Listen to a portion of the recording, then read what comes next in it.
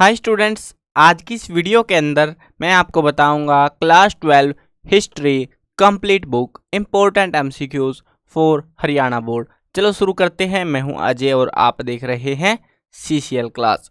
ये जो भी क्वेश्चंस है अकॉर्डिंग टू सिलेबस होने वाले हैं। यहाँ पे जो जो सिलेबस से बाहर हैं चैप्टर्स टॉपिक्स उनके एमसीक्यूज इस वीडियो में नहीं कराने वाले। वैसे भी ज़रूरत किसी को है ही नहीं उसकी, लेकिन हाँ ये वीडियो स्पेशली 2022 के लिए है ताकि 3 वाले ना देख ले।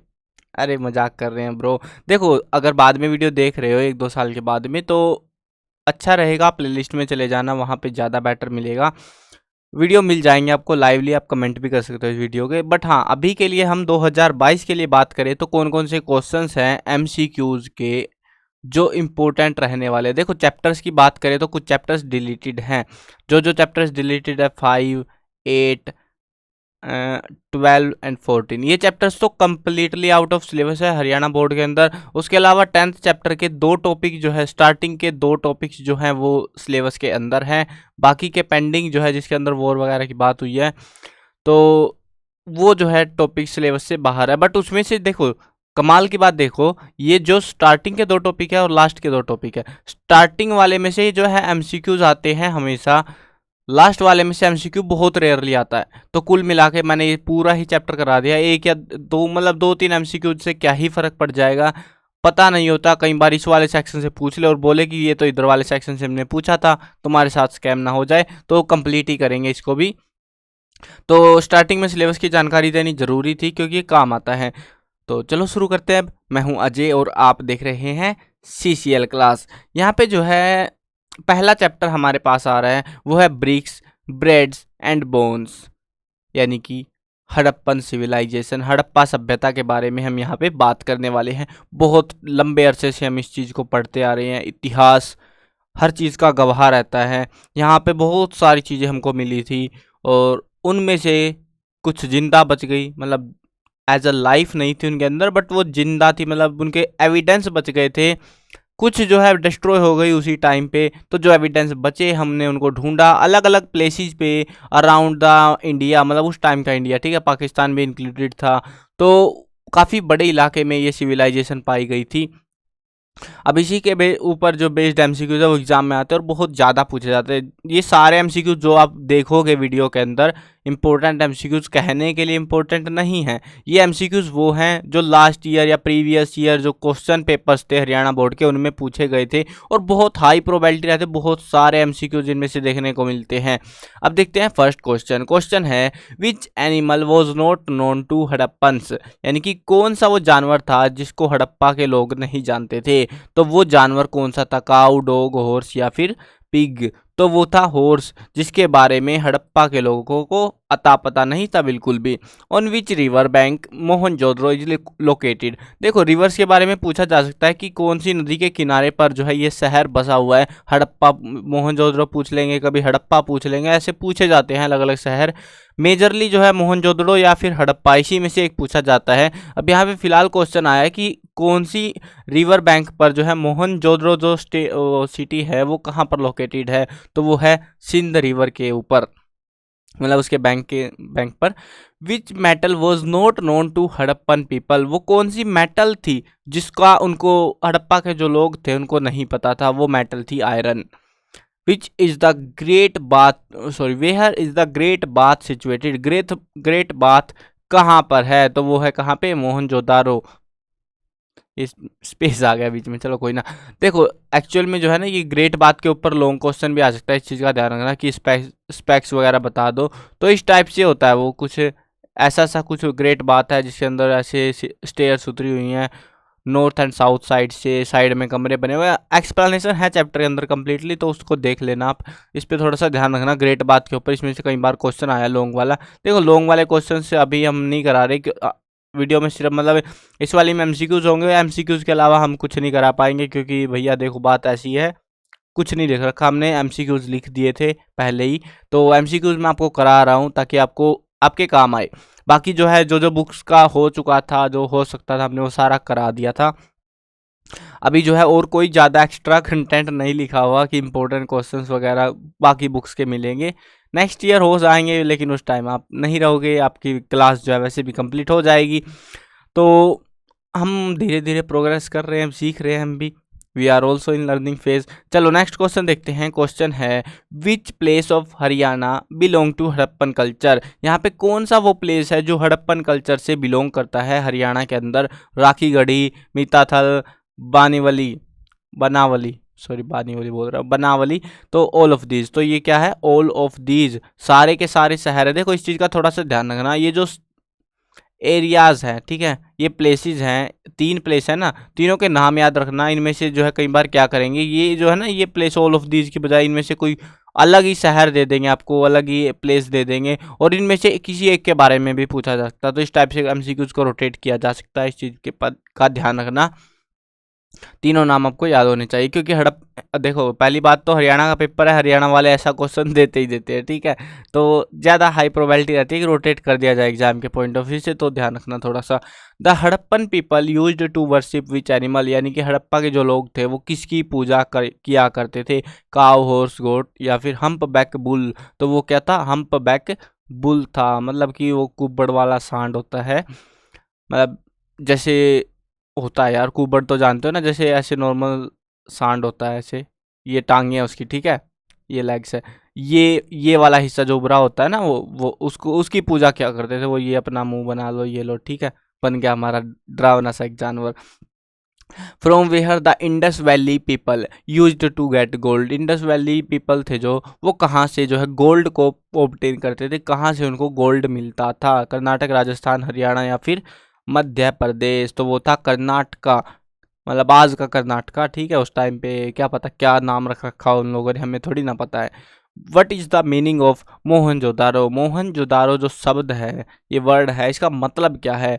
Mound of the dead, ancient city, ancient civilisation, mount of ghost. देखो ये जो है ना, ऐसे क्वेश्चन देख के थोड़ा सा मन में डाउट उठने लगता है। देखो पहली बात तो बुक में आई थिंक ही कहीं इसका एक्सप्लेनेशन होगा कि मोहनजोदारो जो शब्द है इसका मतलब क्या है।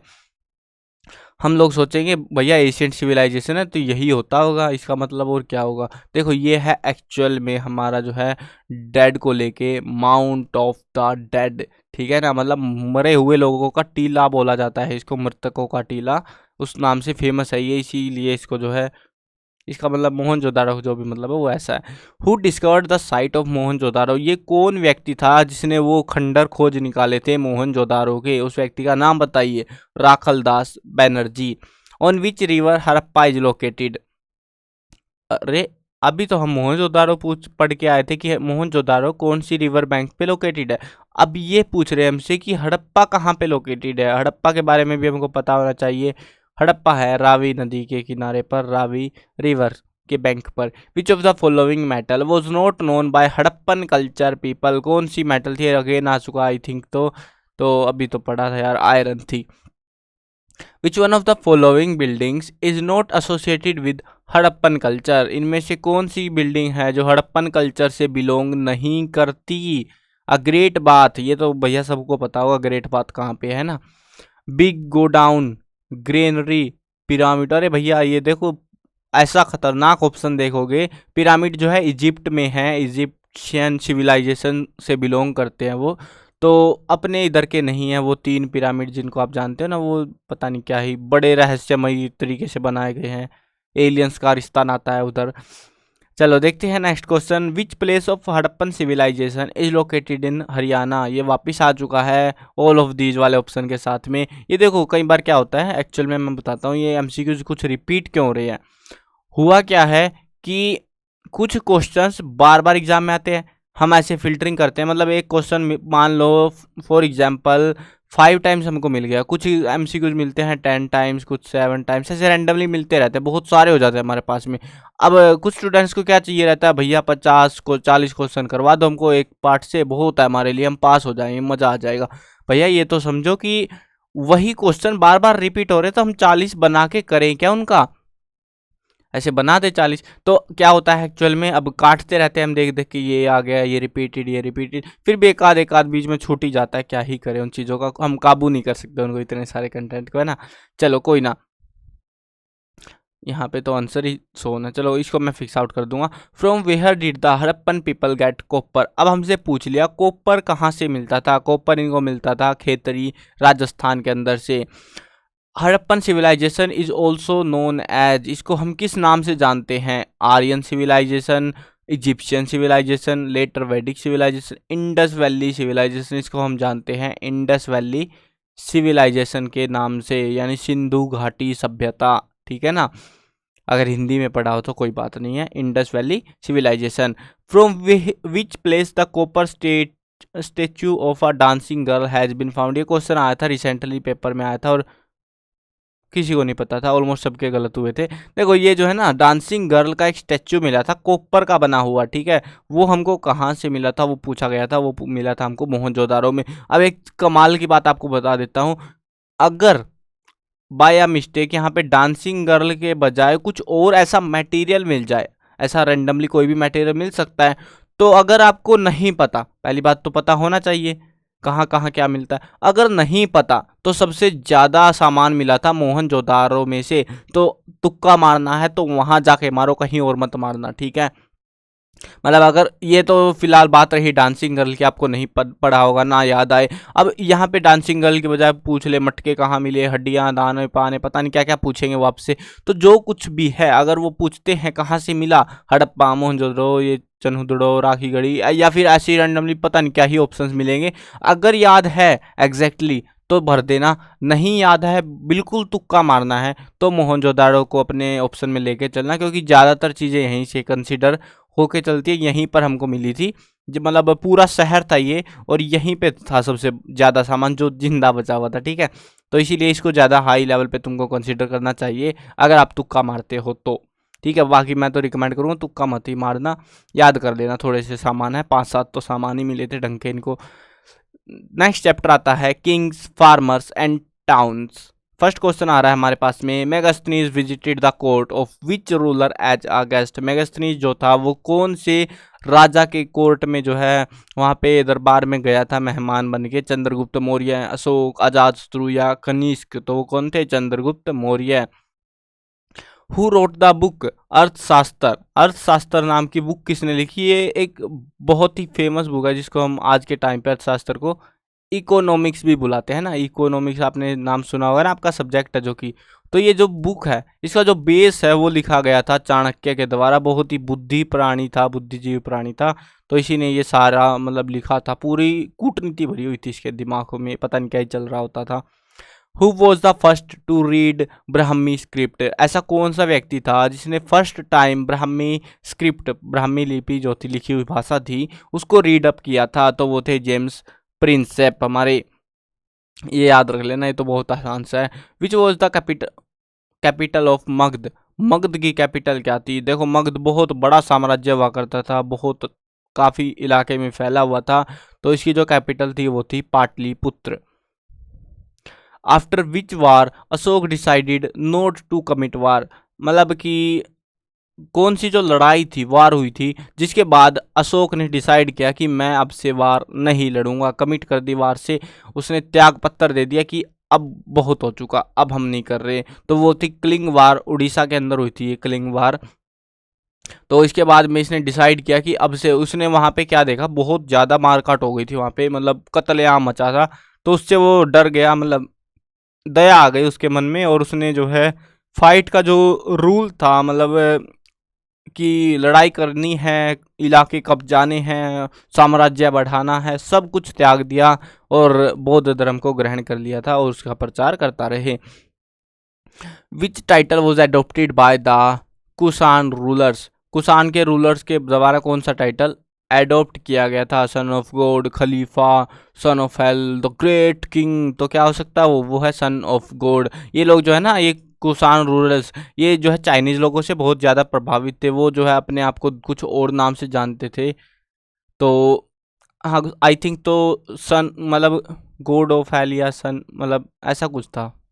Haven, heaven, sorry, heaven, god of heaven के नाम से या ऐसा ही कुछ नाम था उसका, जो कि उसके नाम से वो अपने नाम के आगे लगाया करते थे, या फिर सन ऑफ हेवन ऐसा कुछ। तो इन्होंने भी जो है ऐसे चिपका लिया अपने नाम के आगे, उनसे ज़्यादा इम्पैक्टेड थे वो, तो son of hell, sorry son of God, hello बता रहा हूँ, सन ऑफ गॉड जो है इन्होंने अपने नाम के आगे लगा लिया था, यानी कि भगवान का पुत्र, ठीक है ना।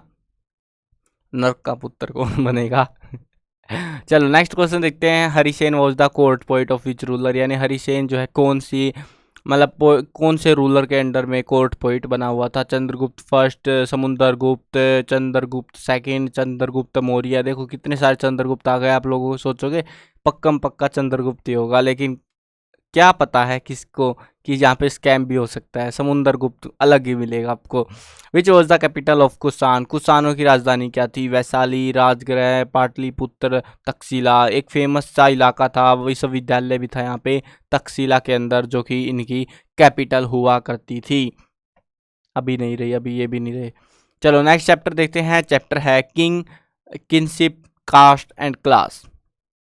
फर्स्ट क्वेश्चन आ रहा है the battle of Mahabharata was fought at. देखो महाभारत सबको पता है, बहुत आसान है, मजे में हो जाएगी, इसमें से तो नंबर कटवाने ही नहीं चाहिए आपको। चलो देखते हैं first question. The battle of Mahabharata was fought at, कहाँ पर लड़ी गई। कुरुक्षेत्र पर, मतलब ऐसे तो ऑप्शन पढ़ने की जरूरत होनी ही नहीं चाहिए, ठीक है, पहला ही ऑप्शन है, कुरुक्षेत्र में ये लड़ी गई थी। Bhagavad Gita is a part of which religious book, Bhagavad Gita जो है कौन सी रिलीजियस बुक का जो है पार्ट है। भगवत गीता ये किस में है, ये महाभारत के अंदर है, ठीक है ना। चलो नेक्स्ट क्वेश्चन देखते हैं। Where is the Hastinapur village located, ये कमाल का क्वेश्चन है। इन्होंने हमसे पूछा कि हस्तिनापुर जो गांव है, आपने स्टोरी पढ़ी है, हस्तिनापुर का नाम सुना होगा, कौरवों का इलाका, तो अब वो जो है ना वो गांव कहाँ पर लोकेट होता है। उत्तर प्रदेश, हरियाणा, इंद्रप्रस्थ या फिर पंजाब। देखो इंद्रप्रस्थ तो आई थिंक कोई जगह होगी, मुझे नहीं लग रहा, बाकी जो भी है ये इलाका पड़ता था उत्तर प्रदेश के अंदर। Who is considered as writer of Mahabharata, Mahabharata का राइटर किसको माना गया है, कौन है, वो है वेद व्यास।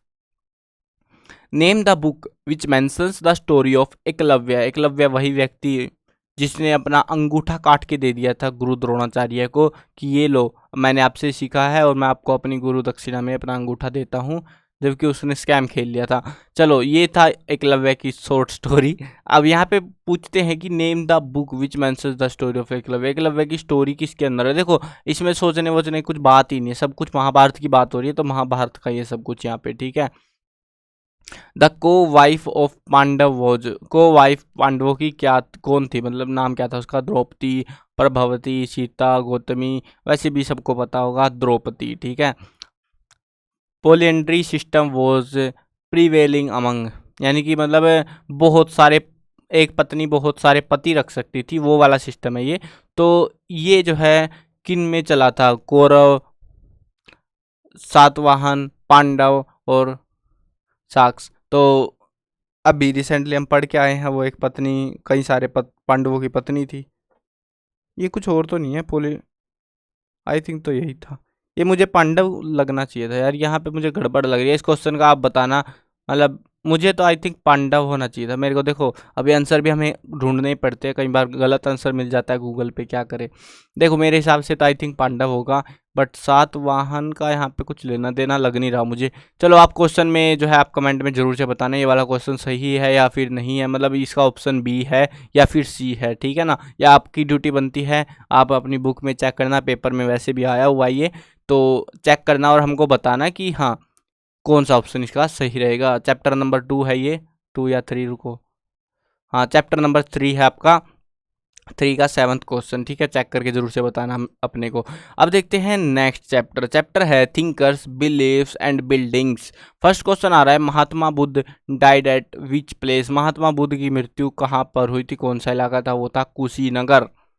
विच is the method of salvation in Buddhism, वो मेथड क्या था। 3 जेवल्स, 8 फोल्ड पाथ, पैनिस, अहिंसा। तो वो क्या था, 8 फोल्ड पाथ था, यानी कि अष्टांग मार्ग जिसको बोला जाता था। बहुत ही स्ट्रिक्ट रूल्स को यहाँ पे फॉलो करना होता था इस मतलब रिलीजन को अपनाने के लिए। In which language Buddhist literature was written, कौन सी लैंग्वेज में लिखा गया। देखो ये बेसिक सा क्वेश्चन है और याद होना चाहिए आपको। ये लिखा गया था पाली लैंग्वेज, उस टाइम पे जो है ना ये पाली लैंग्वेज जो है ये मतलब ऐसे लोकल, जैसे अभी हम लोग जो है हरियाणा से हैं तो हरियाणवी बोलते हैं, पंजाब से पंजाबी बोलते हैं। ऐसे ही जो है ना उस समय भी अलग अलग एरियाज़ में लोकल भाषा चलती थी। उस लोकल भाषा का नाम हमने रख रखा है पाली, पाली लैंग्वेज, ठीक है ना। मतलब एक होती थी हाई लेवल की लैंग्वेज, एक नॉर्मल लैंग्वेज, तो नॉर्मल लैंग्वेज में थी उस टाइम पे पाली लैंग्वेज, ठीक है। तो मतलब आम बोलचाल की भाषा थी, ताकि लोगों को उनको देखो एक्चुअल में लॉजिक क्या था पाली लैंग्वेज में इन सारे स्क्रिप्ट्स और इन चीज़ों को लिखने का। हुआ क्या था कि उस टाइम पे भी लोगों को समझाना था, समझ में तो तब आएगा ना जब उन्हीं की भाषा में समझाया जाएगा, तो इसीलिए ये मेजर रीजन था कि इस लैंग्वेज में हमको मिलते हैं। नेक्स्ट क्वेश्चन देखते हैं, lord Mahavira was related to which religion. Mahavira जो है कौन से रिलीजन से बिलोंग करते हैं, हिंदुइज्म, जैनिज्म, बुद्धिज्म या फिर सिखिज्म। ये है जैनिज्म के, मतलब लास्ट जो है लास्ट बंदा था ये जिसने जो है इसका प्रचार किया था जैनिज्म का। 24 नंबर पे आगे देखते हैं, क्वेश्चन मिल जाएगा क्या पता ऐसा भी। Where Mahatma Buddha delivered at his first sermon. Mahatma Buddha ने अपना पहला ज्ञान कहाँ पे बांटा था जाके, ये बहुत बार आया हुआ, बहुत ज़्यादा बार एग्जाम में। ये था सारनाथ, आज भी एक मतलब पवित्र जगह मानी जाती है वो। Mahavir Swami died at which place. Mahavir Swami की मृत्यु कहाँ पर हुई, कौन सी जगह पे हुई, कुंदूग्राम, कुशीनगर, पावापुरी या फिर सारनाथ। वो थी Pawapuri. The childhood name of Mahavir, वो जो महावीर का चाइल्डहुड नेम क्या था, सिद्धार्थ, वर्धमान। देखो अगर आप चैप्टर में जस्ट पढ़ के आए हो, कुछ नहीं याद आपको, बस ऐसे ही नॉर्मली फ्लो में भी पढ़ लिया है, तब भी आपको याद आ जाएगा कि वर्धमान महावीर बहुत सारी जगहों पे लिखा मिलेगा आपको।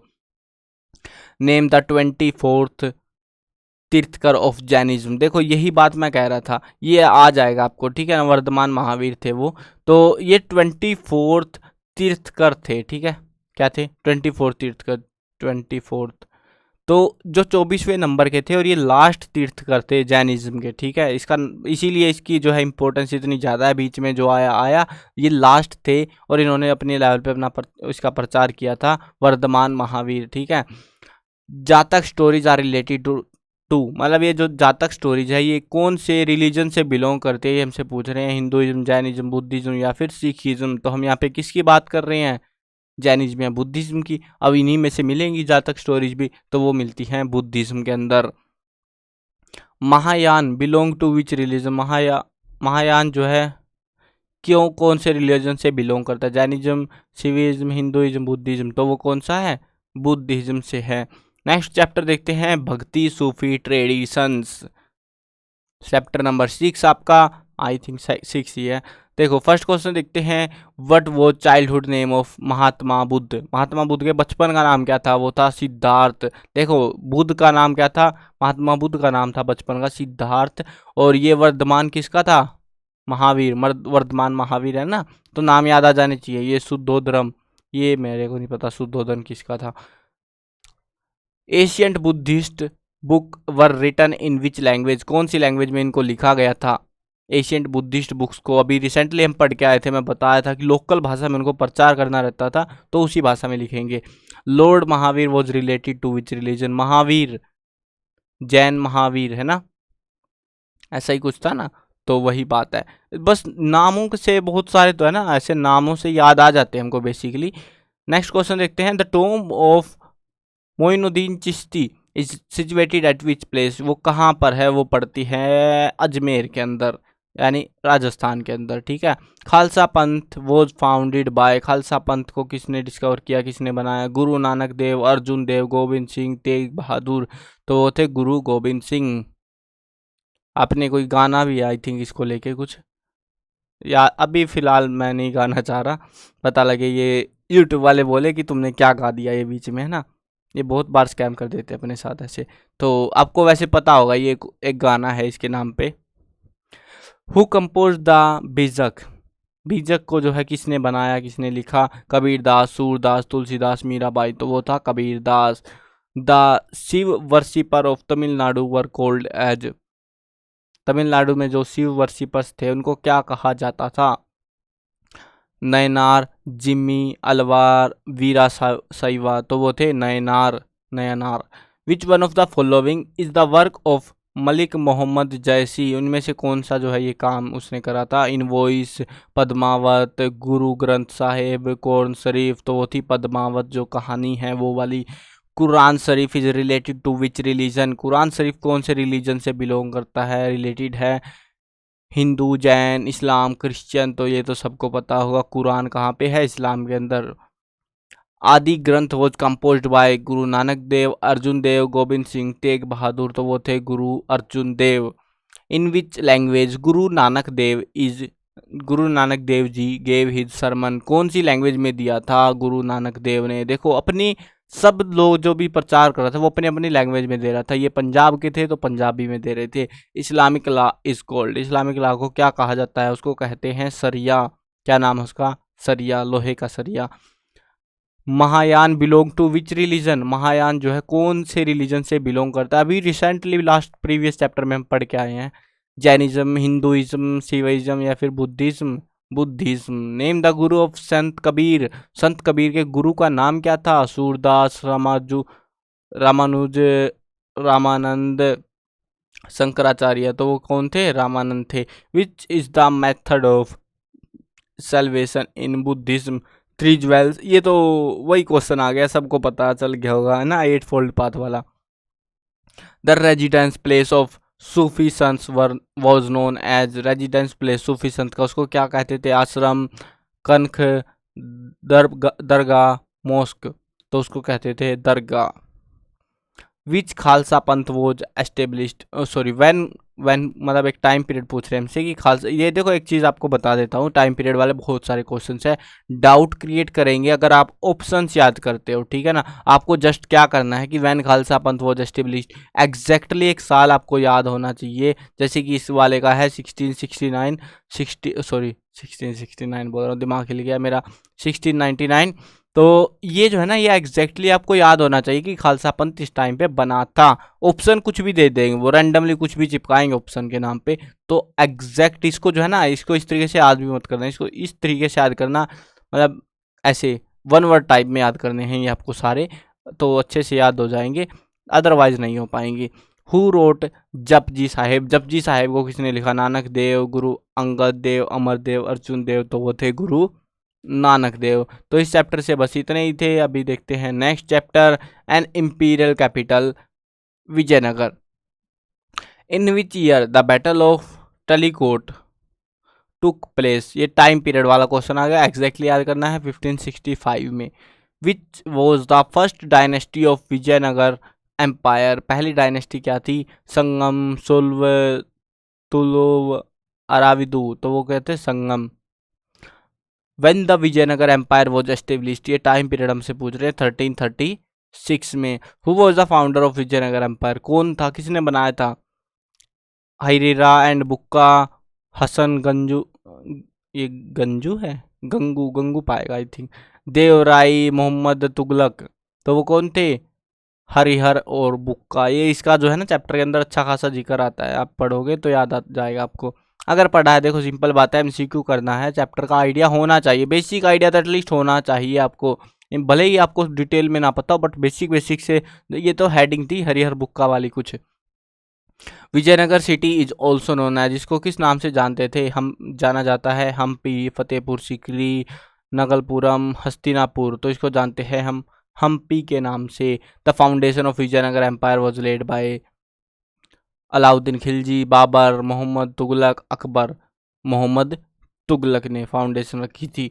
चलो ये थे इस चैप्टर से, ज़्यादा क्वेश्चन आते नहीं हैं, बहुत ही लिमिटेड से क्वेश्चन आते हैं। अब देखते हैं नेक्स्ट चैप्टर, चैप्टर है kings and chronicles.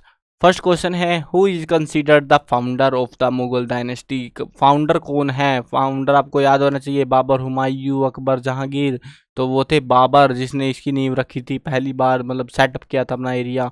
When did Babur attack India, कब किया था अटैक इंडिया में? 1526 में। Who control the land revenue system during Akbar time, कौन करता था? बीरबल, राजा टोडरमल, तानसेन, सलीम, तो वो थे राजा Todarmal. When was Deen A Ilahi founded, यानी कि कब बनी थी या लिखी गई थी दीन ए इलाही, इसका टाइम पीरियड है 1582। विच was the court language during the Mughal period, Mughal period के दौरान उनकी जो कोर्ट लैंग्वेज थी, मतलब ऐसे ऑफिशियल लैंग्वेज बना दी थी कोर्ट की, तो वो कौन सी थी? तुर्की, हिंदी, पर्शियन या फिर अरबिक? तो वो थी Persian. Who wrote the Akbarnama? देखो ये जो है ना बुक्स है, कई सारी है, अकबरनामा, बाबरनामा, हुमायूंनामा, नामा नामा, सबका नामा। ये जो है ना ऐसे नामे पूछे जाते हैं और उसमें लेखकों के नाम पूछे जाते हैं, किसने लिखा है। कई बार क्वेश्चन आए, ये बहुत ज़्यादा इंपॉर्टेंट है, ये नामे याद कर लेना इनको। ठीक है, पहला क्वेश्चन है यहाँ पे अभी इसके अंदर, मतलब 6 क्वेश्चन है कि अकबरनामा किसने लिखा था? बाबर ने लिखा था। देखो कभी भी ओरिजिनल बंदा तो खुद तो लिख नहीं से रहा। गुलबदन बेगम, अबुल फजल, अब्दुल हमीद लाहौरी, तो उसको लिखा था अबुल फजल ने। ओ माय गॉड, हुमायूं नामा भी आ गया। चलो हुमायूं नामा को किसने लिखा था? अबुल फजल अलबुरी अलबेरूनी, अब्दुल हमीद लाहौरी, गुलबदन बेगम, तो इसको लिखा था गुलबदन बेगम ने। Who was the author of बादशाह नामा? क्या बात है, बादशाह नामा आ गया। बादशाह नामा को भैया बता दो किसने लिखा था। देखो गुलबदन बेगम, अबुल फजल, ये तो पता चल गया हमको किसने क्या लिखा था। अबुल हमद लाहौरी बैनियर, तो ये था Abdul Hamid Lahori. Who was the हुमायूं's वाइफ? हुमायूं की पत्नी का नाम क्या था? महरुनिसा, मुमताज महल, हमीदा बेनू बेगम, नूर जहां, तो ये क्या थी? हमीदा बेनू बेगम। विच मुगल रूलर अबोलिस्ट जजिया टैक्स? मतलब कौन सा रूलर था जिसने जजिया जो टैक्स था उसको हटा दिया था? वो थे अकबर, जिन्होंने इतनी मेहनत करी थी, लेकिन उसके बाद में पूछ रहे हैं हमसे which Mughal ruler again import jizya tax, वापस लगा दिया। तो अब अकबर ने हटाया, अकबर थोड़ी ना आएगा लगाने, तो औरंगजेब ने वापस चिपका दिया। Who was the last Mughal ruler? Last Mughal ruler कौन था? बहादुर शाह जफर, फरुखसियार, अकबर। देखो अकबर तो बीच की रेंज में है ना, ये तो सबको याद आ जाएगा। औरंगजेब, तो वो थे Bahadur Shah Zafar. Where did Bahadur Shah Zafar die? कहाँ पर मिले मरे थे? उनकी डेथ कहाँ पर हुई थी? रंगून जेल, ये दिल्ली में, यरवाडा, टैक्सकैंड, तो वो थे रंगून जेल के अंदर उनकी जो है डेथ हो गई थी। When did Akbar die? Akbar की मृत्यु कब हुई थी? 1605 में।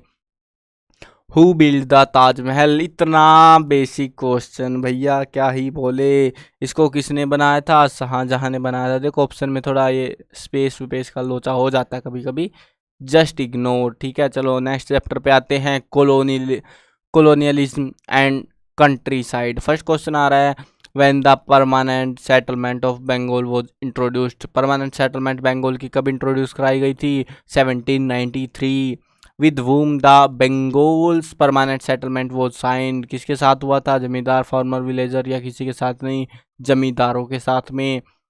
When the treaty of Allahabad took place? Allahabad treaty कब हुई थी? ये इंपॉर्टेंट क्वेश्चन है, बहुत बार आया एग्जाम में। 1765। When was the first revenue settlement implemented in Mumbai Deccan? Mumbai Deccan के अंदर फर्स्ट रिवेन्यू सेटलमेंट कब इम्प्लीमेंट हुआ? देखो टाइम पीरियड ही भरे पड़े इसमें, तो 1818।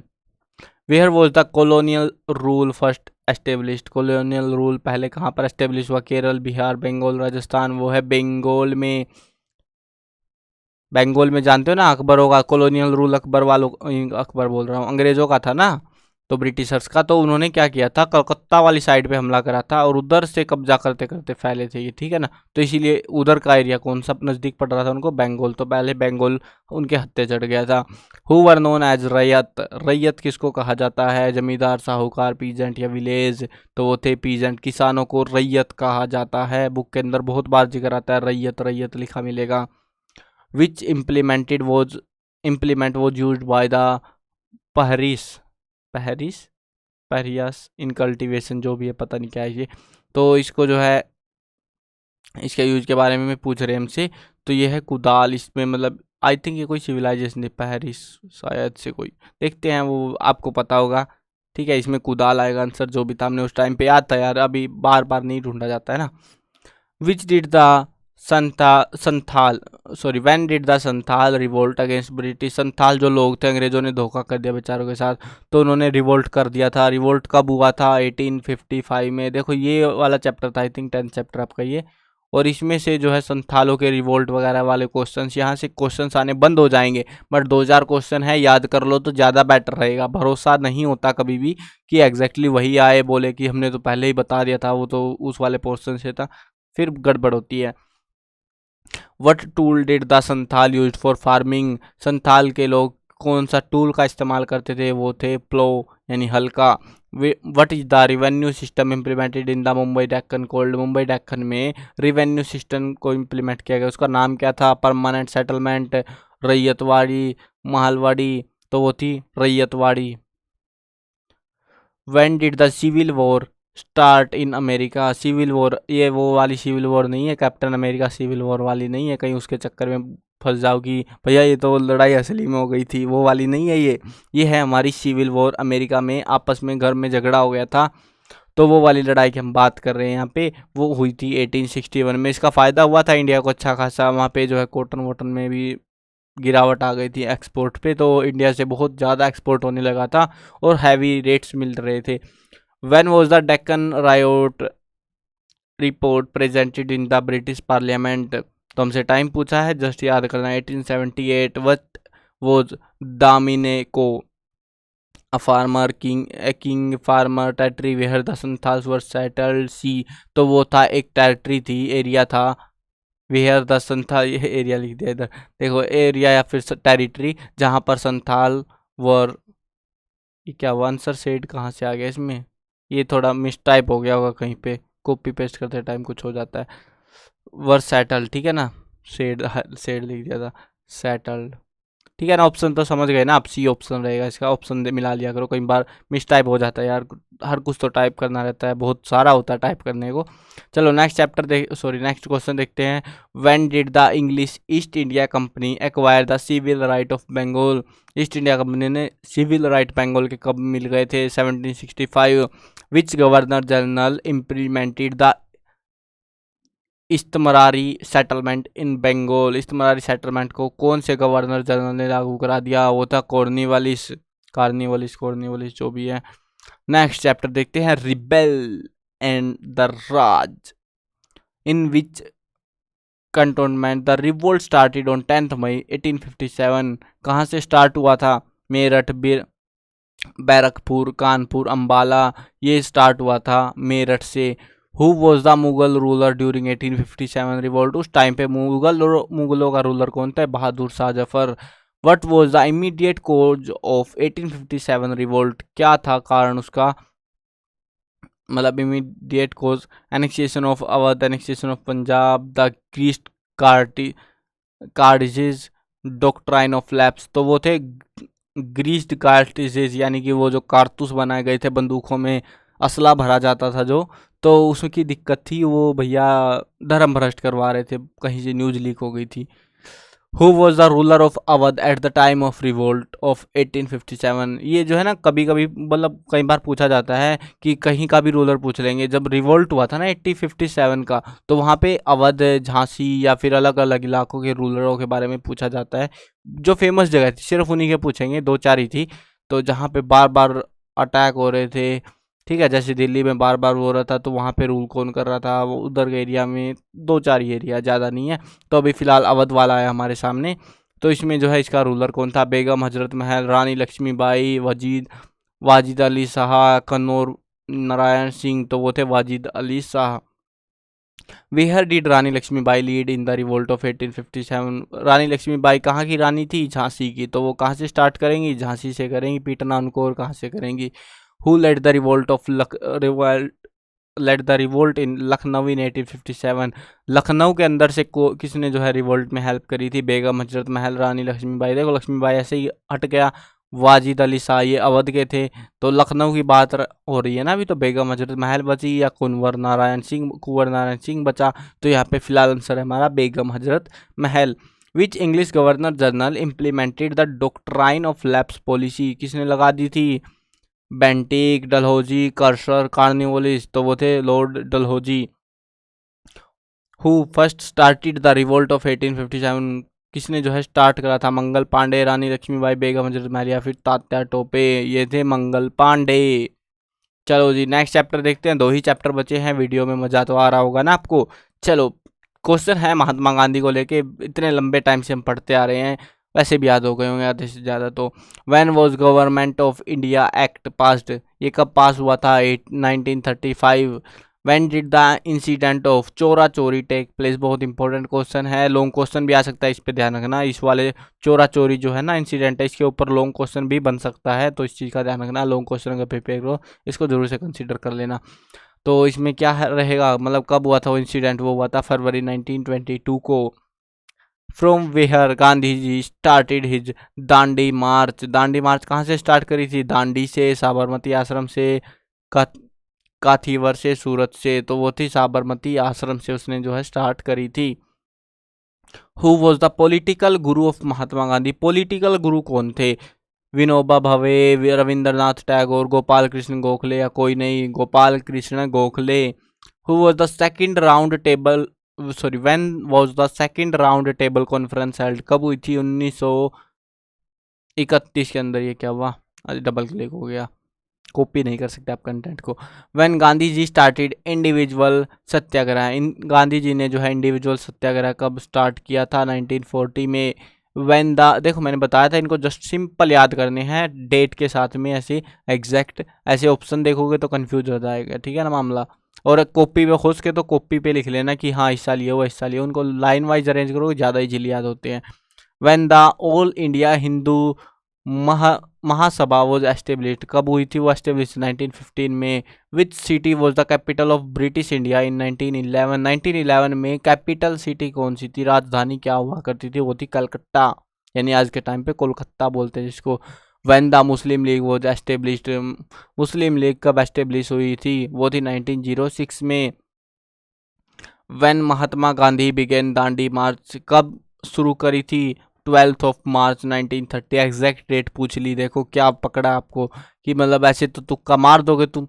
अब बताओ तुम, अब आए लाइन पे है ना, तो ये स्कैम भी कर सकते हैं। In which season the Congress and Muslim league pact was signed.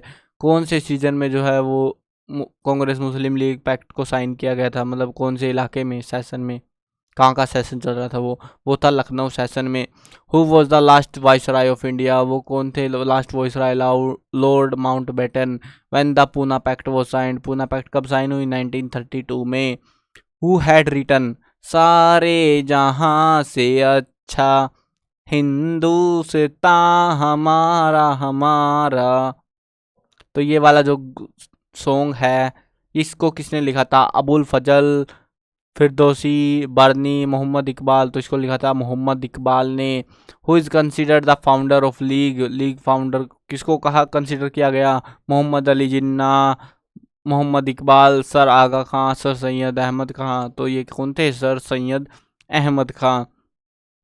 Where the Jallianwala Bagh massacre took place. ये तो सबको पता होगा, ये पंजाब के अंदर हुआ था, अमृतसर में, ठीक है ना। बेसिक सा क्वेश्चन है, बहुत बार आया है, याद रख लेना।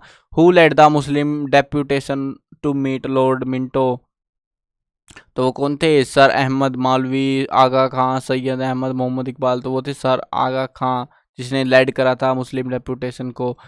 On 3 June 1947 which one of the following plan was declared. कौन सा प्लान डिक्लेयर किया गया था, Wavell plan, cabinet mission plan, Cripps plan, Mountbatten plan. तो वो था माउंट बैटन प्लान।